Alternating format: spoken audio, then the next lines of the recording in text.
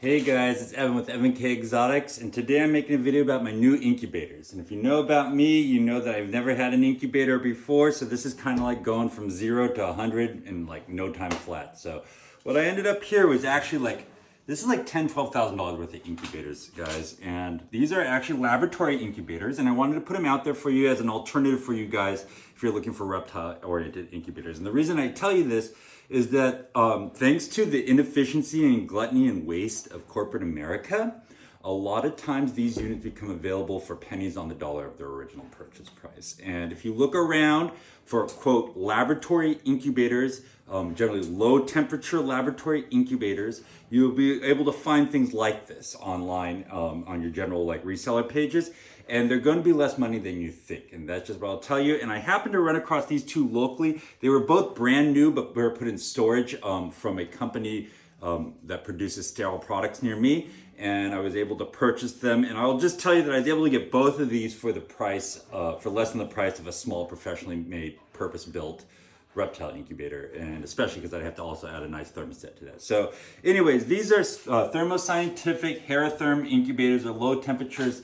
The range goes from about 5 degrees Celsius to 75 degrees Celsius. 75 degrees is like 165 degrees Fahrenheit. So the range is definitely within where we need to be. And the other thing I'll tell you is that I'm down here in my basement for a couple of reasons. One, these units are pretty big. You know, it's a little bit narrower than, but deeper than, and a little bit taller than an average fridge to have two of them stacked on top of each other. The other reason why is you want to keep these somewhere that's stable temperatures.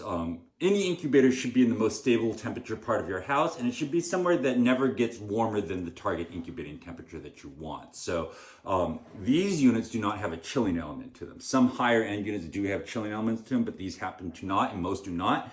So if you want to incubate your collie bird eggs at 80, but your reptile room's at 84, your incubator is not going to do anything for you, if that makes sense. So I put them down in my basement where the temperature is pretty stable, around 55 to 60, and it really only changes seasonally, not like day to day.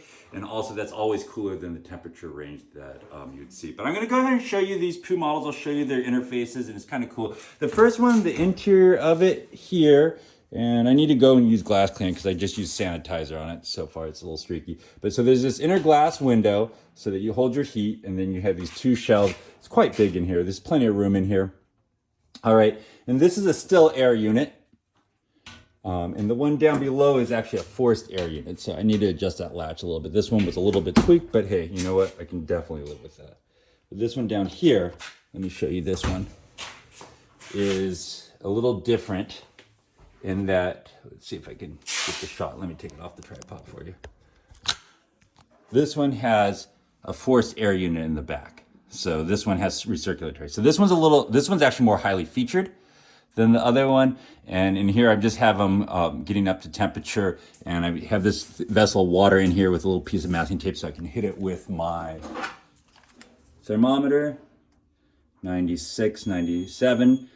All right, so 97.3, I was set at 100. So basically, I'm running the auto calibrate on these. And then other than that, I will tell you that the temperature probe is down here. So if you set it at 100 down here, unless you're running the fan, it's going to be a little bit warmer up here. They're very even in that there's no hot spots, but there is temperature variation from top to bottom, unless you run the fan. So that's just what I'll tell you. Now, let me close this one up. And I'm just going to show you one of the most elegant points of getting an incubator like this is the integrated user interface. So let's see if I can get down here and do this. Like that.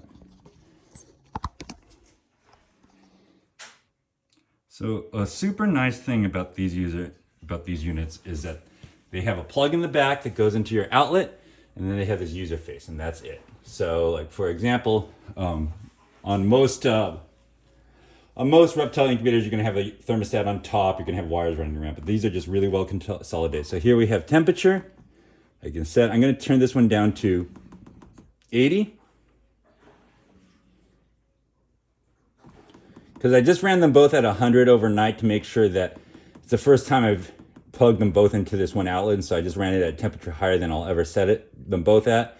And I let it sit there overnight because I wanted to make sure that it wasn't going to pop an outlet or anything. So there I just reset to 80, and it will hold that temperature. If you go to menu, you can set a timer. So if you only want it to time that, it's not really something you're going to want. This is the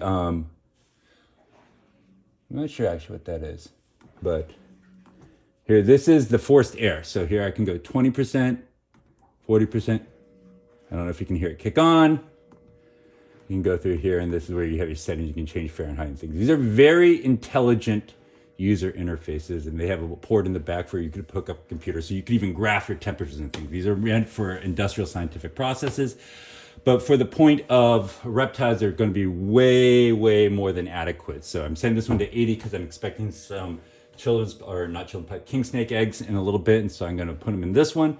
And then I have the one up top that I'm just going to turn off and have, in case I have python eggs at the same time. There's a little different temperatures, but there's also things you can do with an incubator that if you have it, you'll just start to realize you can do. Like, for example, you could heat your feeders up in one. You can look up the body temperature of a rat. It's 100, and they say it's between 100 and 102 F. So you could literally heat your feeders up to the exact temperature of the rodent species.